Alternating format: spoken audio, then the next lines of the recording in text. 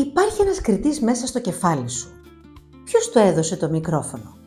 Έχεις ποτέ παρατηρήσει ότι ενώ εξωτερικά όλα πάνε καλά, τρως το πρωινό σου, κάνεις διαλογισμό, έχεις σηκωθεί στις 7 το πρωί για να εκμεταλλευτείς τη μέρα, ξαφνικά από το πουθενά μία φωνούλα αρχίζει.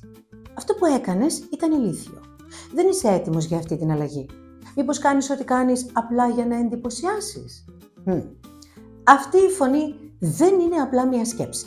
Είναι ο λεγόμενος εσωτερικός κριτής και σου δίνει την εντύπωση ότι είναι η λογική σου. Όμως στην πραγματικότητα είναι ένα ψευδολογικό σύστημα αυτοσαμποτάζ που προσπαθεί να σε κρατήσει ασφαλή, ακόμα και αν αυτό σημαίνει να σου κόψει τα φτερά. Μείνε μαζί μου μέχρι το τέλος και θα σου αποκαλύψω απλά και ξεκάθαρα πώς μπορείς να του βουλώσεις το στόμα.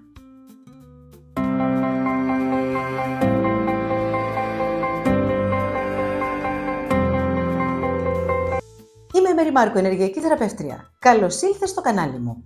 Εδώ η κοσμοενεργειακή θεραπευτική συναντά την καθημερινότητα και την ψυχική ενδυνάμωση με νόημα και χιούμορ. Ξεκινάμε αμέσως.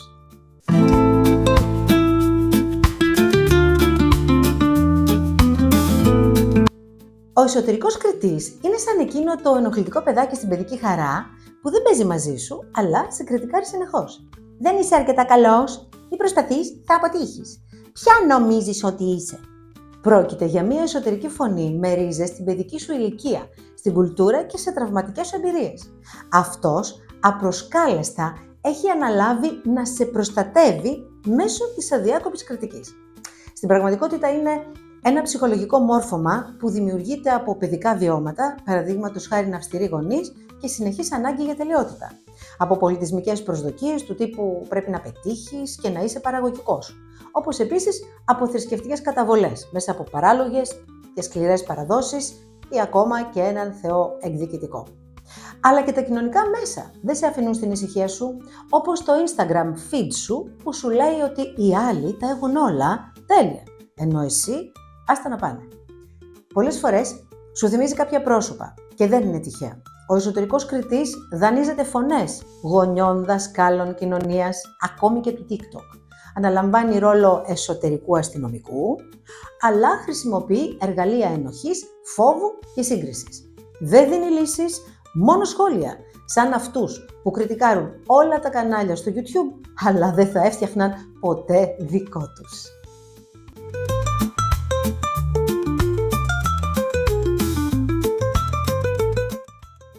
Μία περίεργη και άγνωστη πληροφορία είναι η εξής. Νευροβιολογικά, ο εσωτερικός κριτής εδράζεται κυρίως στο Default Mode Network, αποκαλούμενο για συνομία DMN του εγκεφάλου.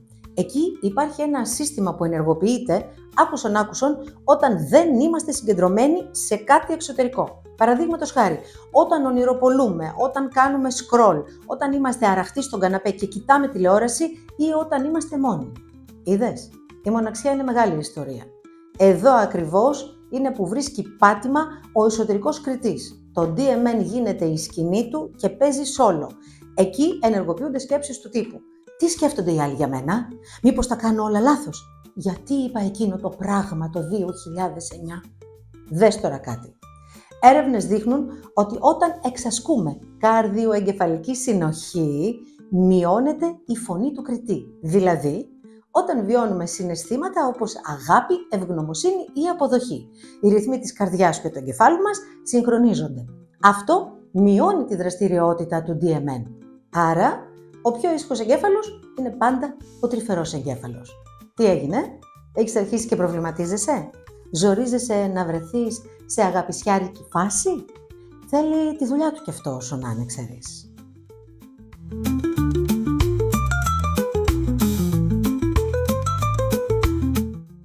Επειδή μπορεί να νομίζεις ότι αυτή η φωνή μέσα σου υπάρχει περίπτωση έστω και 1 στο εκατομμύριο να είναι επικοδομητική, πάμε να δούμε τι συμβαίνει πραγματικά. Μύθος. Χρειάζομαι τον εσωτερικό κριτή για να εξελίσσομαι. Αλήθεια. Εξελίσσεσαι καλύτερα με ενσυνείδητη αυτοπαρατήρηση και όχι με προσβολές. Μύθος. Ο κριτής λέει την αλήθεια. Αλήθεια. Ο κριτής λέει την πιο απεσιόδοξη ερμηνεία της αλήθειας. Μύθος. Δεν μπορώ να τον ελέγξω, έτσι είμαι εγώ. Αλήθεια. Ο τρόπος που μιλάς στον εαυτό σου διδάσκεται και ξεδιδάσκεται. Αν και εσύ αντιμετωπίζεις σε ισχυρό βαθμό μια τέτοια κατάσταση που ο εσωτερικός κριτής δεν σε αφήνει να προχωρήσεις στη ζωή σου και κατακλείζεσαι από αυτοσαμποτάζ, στην περιγραφή θα σου έχω αφήσει έναν τρόπο για να επικοινωνήσεις μαζί μου και να κλείσεις ένα δωρεάν ραντεβού συμβουλευτικής αξιολόγησης της περίπτωσής σου.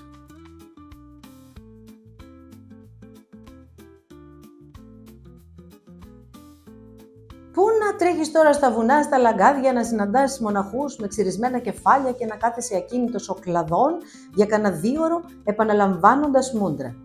Άλλωστε όλοι γνωρίζουμε πως είναι βαριά η καλογερική και εσύ δεν έχεις αποφασίσει ακόμη να γίνεις κοσμοκαλόγερος. Θα σου δώσω τώρα μερικές πολύ απλές και ευχάριστες συμβουλές για να μπορέσεις να σταματήσεις αυτόν τον ανόητο και εντελώς αχρίαστο εσωτερικό διάλογο. Δώσε του όνομα για να πάψει να είσαι εσύ. Όταν του δίνουμε όνομα στον κύριο κριτή, τον αποταυτίζουμε από τον εαυτό μας. Πάβει να είναι η φωνή της λογικής και γίνεται ο Πάνος ο κριτής, ο μίστερ υπερβολικός λογικός, η φωτεινή πηγή της αριστείας ή η σιγανοπαπαδιά του άγχους. Σου φαίνεται αστείο? Αυτός είναι ο στόχος. Ότι καταφέρνεις να το κάνεις αστείο, πάβει να σε κυριαρχεί. Κάνε του συνέντευξη. Όχι για κανένα podcast, για το μέσα σου. Ρώτησέ τον. Αγαπητέ κύριε Ξερόλα, ποιος σε έβαλε υπεύθυνο? Από ποιον προσπαθείς να με προστατεύσεις? Πότε ξεκίνησες να μου μιλάς έτσι και με ποιο δικαίωμα? Ή μίλησέ του σαν να είναι ένα μικρό παιδί. Γιατί νιώθεις έτσι? Υπάρχει κάποιος που θέλει να μας κάνει κακό? Μπορείς επίσης να αλλάξεις τη φωνή του στο μυαλό σου. Το χιούμορ αποδυναμώνει την αυθεντία του. Σκέψου τον να σου μιλάει με φωνή Καραγκιόζη, Donald Duck ή η γιαγιάς από την Κρήτη. Φαντάσου ότι είναι χαρακτήρας από τους Simpsons. Ο εγκέφαλος δεν αντέχει τη γελιοποίηση και σταματά την κριτική του όταν δεν τον παίρνεις στα σοβαρά.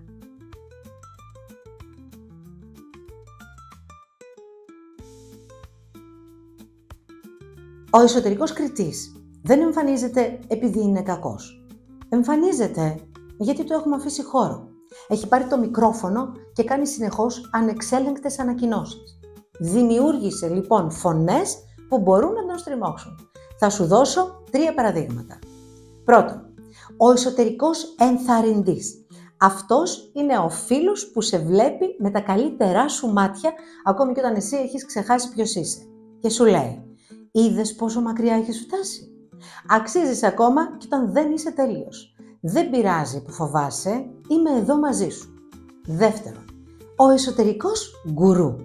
Μία σοφή παρουσία που δεν επηρεάζεται από εξωτερικά γεγονότα και σου ψιθυρίζει. Όλα είναι εμπειρίες, κάθε εμπόδιο είναι ένας καθρέφτης. Τι σου δείχνει? Η αξία σου είναι αδιαπραγμάτευτη. Και τρίτο, η εσωτερική γιαγιά. Ξέρεις ποια λέω? Αυτή που σου λέει ότι είσαι ο καλύτερος όλου του κόσμου και στα έκανες μαντάρα. Που σου λέει, παιδί μου, είσαι σπάνιο πλάσμα, είτε τα καταφέρεις είτε όχι, εγώ εδώ θα είμαι. Να ξεκουραστείς λίγο, πολλά ζόρια έχεις πάρει πάνω σου. Πάρε και 2 φράσεις μάντρα για να του κλείσεις γλυκά το στόμα. Μην του φωνάζεις, μην τον καταπιέζεις, απλά αντικατέστησέ τον. Κάθε μέρα επανέλαβε ακόμη και φωναχτά. Αγαπιέμαι, ακόμη και όταν δεν τα κάνω όλα τέλεια. Η αξία μου δεν καθορίζεται από την απόδοσή μου. Η αλήθεια είναι ότι υπάρχει περίπτωση να νιώσεις αμήχανα στην αρχή. Το μυαλό σου θα σου πει, μα τι βλακίες είναι αυτές. Αυτό όμως είναι η άμυνα του παλιού προγράμματος. Εσύ να επιμένεις. Να λες τη φράση ξανά και ξανά και ξανά. Μέχρι που κάτι μέσα σου βλέπεις ότι μαλακώνει. Ο εσωτερικός κριτής δεν είναι το αφεντικό σου. Είναι απλώς μια παλιά κασέτα που παίζει στο παρασκήνιο και εσύ πλέον κρατάς το τηλεκοντρόλ. Αν δεν σου αρέσει το πρόγραμμα που παίζει, μπορείς να το αλλάξεις. Με αγάπη, με επίγνωση και γιατί όχι, με λίγη χιουμοριστική τρέλα. Κάθε μέρα ρώτα τον εαυτό σου. Ποια φωνή επιλέγω σήμερα να ακούσω? Αυτή που με μικραίνει ή αυτή που με αναγνωρίζει? Φίλες και φίλοι, και τώρα ήρθε η στιγμή που αν σας άρεσε αυτό το βίντεο, χρειάζεται να το μοιραστείτε με τους φίλους σας για να μεγαλώσουμε την κοινότητά μας. Να κάνετε like, εγγραφή, να χτυπήσετε το καμπανάκι και να αφήσετε το σχόλιο σας γιατί μας ενδιαφέρει η γνώμη σας. Ενώ απαντώ σε όλους προσωπικά. Μέχρι την επόμενη φορά, να προσέχετε τον εαυτό σας και να μην ακούτε ανεξέλεγκτα ό,τι σας λέει το κεφάλι σας.